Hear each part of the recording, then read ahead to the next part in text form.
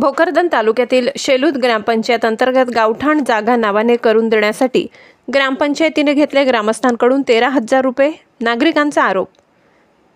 जालना जिल्ह्यातील भोकरदन तालुक्यातील शेलूद येथे आज दिनांक 3/10/2025 शुक्रवार रोजी सकाळी 11 ते 12च्या दरम्यान शेलूद ग्रामपंचायतीवर नागरिकांनी जाऊन सरपंच व ग्रामसेवक यांना विचारले असता की आम्ही शेलूद गावात या ठिकाणी गायरान जमिनीच्या जागेवर 4 ते 5 पिढ्यानपिढ्यापासून आम्ही येथे राहत आहोत। तसेच ग्रामपंचायतीने आमच्या जागा कायम करून देण्यासाठी व नमुना नंबर 8 देण्यासाठी 138 नागरिकांकडून प्रत्येकी 13,000 रुपये घेतल्याचे नागरिकांनी सांगितले। तसेच एकूण गायरानधारक 492 असून या शेलूद गावातील 138 नागरिकांकडून शेलूद ग्रामपंचायतीने प्रत्येकी ग्रामस्थांकडून 13,000 रुपये घेतल्याचे सुद्धा नागरिकांनी सांगितले। तसेच नमुना नंबर 8 व जागा कायम करून आजपर्यंत दिल्या नाहीत। परत शेलूद ग्रामपंचायत पैशाची मागणी करत आहे असे नागरिकांकडून सांगण्यात आले। तसेच अनेक नागरिकांनी सांगितले की शेलूद ग्रामपंचायतीने आमच्याकडून प्रत्येकी ग्रामस्थाकडून 13,000 रुपये घेतले आहेत। हे पैसे तात्काळ घेणे थांबवावे व आमचे पैसे परत द्यावे अशी मागणी सुद्धा केली आहे। तसेच या वस्तीमध्ये शेतकरी शेतमजूर वर्ग राहतो। शेतकऱ्यांच्या यावर्षी पूर पाण्याने मोठे नुकसान झाले आणि त्यातच मजूर अडचणीत आहेत। पुढे सणासुदीचे दिवस आहेत। अशा परिस्थितीत आपण एक फतवा काढून नागरिकांची फसवणूक करत आहात। आपण घेतलेले पैसे नागरिकांना परत करावे।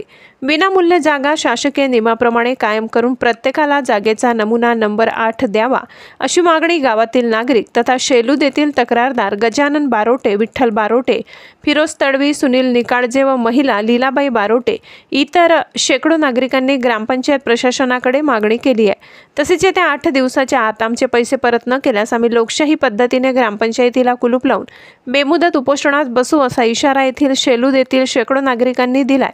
अधिक माहिती अशी की ज्या ठिकाणी शेलूद ग्रामपंचायत काम करते त्याच ठिकाणी इमारतीवर कुठल्याही प्रकारचे ग्रामपंचायत कार्यालय असे नाव लिहिलेले नाही। यावरून स्पष्ट होते की ग्रामपंचायतचा किती ढिसाळ कारभार आहे असा आरोपही देखील यावेळी नागरिकांनी केलाय। तसेच या ग्रामपंचायतमध्ये खूप मोठा भ्रष्टाचार झालाय। या प्रकरणाची सुद्धा चौकशी करावी अशी मागणी देखील येथील तक्रारदार व नागरिकांनी बोलताना माहिती दिली आहे। अपतक न्यूज महाराष्ट्रासाठी मुस्तफा पठाण, जालना। शेलूद गावातील माझं नाव गजानन श्रीरंग बारोटे, मी याच गावचा रहिवासी आहे आणि मी एक सामान्य नागरिक आहे। परंतु आमच्या गावामध्ये 8 ते 10 दिवसापासून जागा नावाना करून देतो म्हणून 10 ते 13,000 रुपये घेणे चालू आहे। आणि कोण घेतंय पैसे? कोण घेतंय हे पैसे? ग्रामपंचायत म्हणजे ग्रामसेवक आणि सरपंच वसूल करत आहेत। आणि ही जी वस्ती आहे ही शेलूद गावामध्ये कमीत कमी 3 ते 4 पिढ्या पण राहत आहे।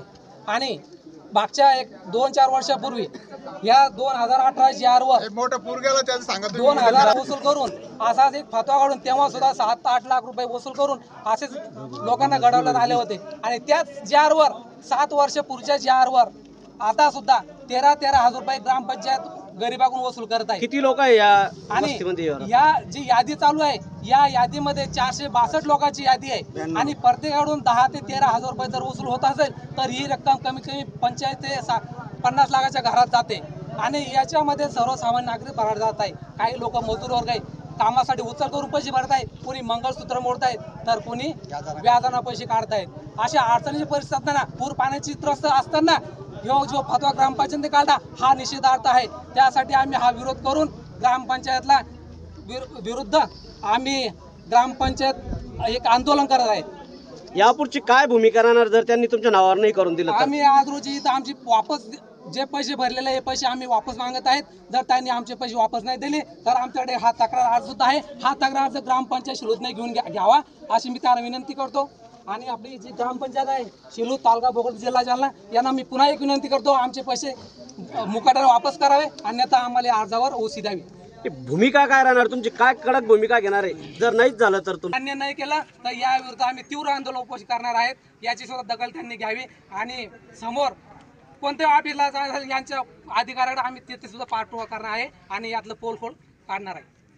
दुसरं कोण बोलणार? नाव आहे तुमचं आणि काय विषय तुमच्या या शेलूद ग्रामपंचायतचा गायरान संदर्भात?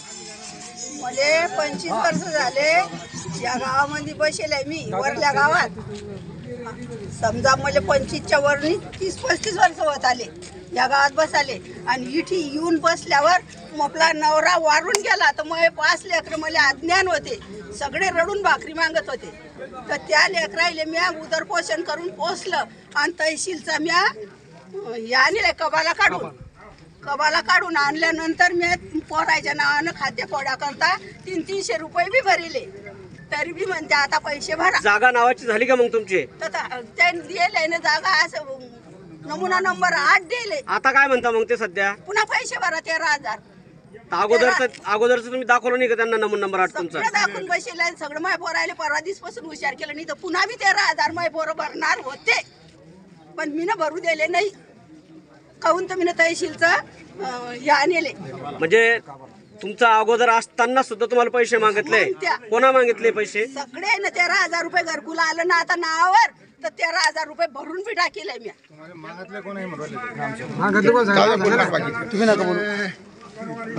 अजून काही सांगायचंय का तुम्हाला? सांगायचं का आता? माणिकराव बारोटे, ग्रामपंचायत सदस्य शेलूत. काय विषय तुमचा ग्रामपंचायतचा? ग्रामपंचायतीने कोणताही सदस्याला कोणताही विषय विश्वासात न घेता एक भोंगळा कारभार चालू केलेला आहे. कशा संदर्भात? 13,000 रुपये घेण्याच्या. कोणाकून? पब्लिककून, गोरगरिबाकून. आणि जो गोरगरीब आहे तो खायला नाही त्याच्याकडून 13,000 रुपये घेतले सर यांनी. असा भोंगळा कारभार आहे. याला कलेक्टरचा आदेश नाही की पैसे तुम्ही एवढे वसूल करा शेलूत गावामध्ये. गायरान प्रत्येक गावात आहे, पिंपळ गावाने काही, सावंगावकडे, प्रत्येक गावात गरम हे गायराने. कोणालाही असे आदेश नाही की एवढे पैसे वसूल करा म्हणून. आणि यांनी भरपूर लुटारूचा कारभार चालू केला साहेब यांनी शेलूत गावामध्ये. आताच तुम्ही सांगितलं की मी ग्रामपंचायत सदस्य आहे, तुम्हाला विश्वास घेतला का तुमच्या नाही बॉडीला? नाही नाही नाही कोणताही ग्रामसभा आणि मानसिक सभा यांनी घेतलेली नाही. 12 महिने झाले सर. मी त्याला दर महिन्याला फोन करतो, साहेब सभा कधी घेतो, आज घेतो, उद्या घेतो, कोणी हजर नाही. यापुढे काय भूमिका करणार तुम्ही मग? त्यांनी आता या संदर्भात तुमचा विषय यांच्यावर कायदेशीर कारवाई झाली पाहिजे सर. तुमची भूमिका काय राहणार आहे या संदर्भात? तुम्ही ग्रामपंचायत सदस्य आहे ना त्याला? मी जर नाही केली आणि काय तुम्ही उपोषणावर बसविले एक दिवस मारून उपोषणाला बसविल सर यांच्या विरोधात. आणि आम्हाला गोरगरीब जनतेला लुटूर धंदा बंद करून गोरगरीब जनतेला न्याय मिळाला पाहिजे, हीच आमची नम्र विनंती. गावठाण जागा नावा करून देण्यासंदर्भात पैसे घेतल्याचा आरोप आहे आपल्यावर, आपण काय सांगणार? हा आरोप साफ चुकीचा आहे. कारण GR आलेला आहे आमच्याकडे, तारीख 16 फेब्रुवारी 2018चा एक GR आहे आणि एक 2000 नाही येऊ नंतरचा 2025चा. आणि त्यानुसार शासकीय शुल्क भरायचे म्हणून आम्ही रितसर पैसे घेऊन रितसर पावत्या देणं चालू आहे ग्रामपंचायत.